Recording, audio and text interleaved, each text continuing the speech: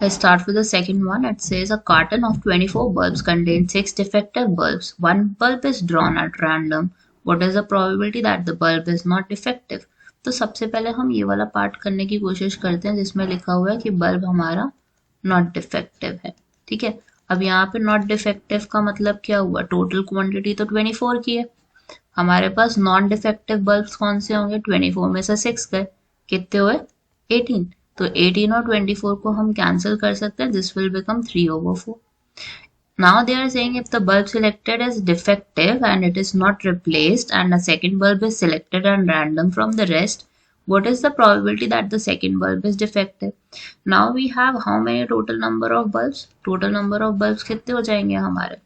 23. It is 23. अब favourable outcome हमें क्या बताना है कि डिफेक्टिव बल्ब है. तो डिफेक्टिव बल्ब हमारे कितने रह गए? It must be 6 minus 1 which is 5. This is just the number of defective bulb. ठीक है, डिफेक्टिव बल्ब हमारे कितने हो गए? 5 हो गए. अब प्रोबेबिलिटी हमारी कितनी होगी? प्रोबेबिलिटी वुड बी 5/23, क्योंकि एक हमने कम कर दिया क्योंकि उन्होंने बोला था if the bulb selected is defective it is not replaced. अगर डिफेक्टिव निकल आया तो उसको हम रिप्लेस नहीं करेंगे. ठीक है, अगर सेकंड बल्ब हमारा सिलेक्ट किया गया फ्रॉम द रेस्ट तो क्या प्रोबेबिलिटी होगी कि सेकंड बल्ब डिफेक्टिव होगा.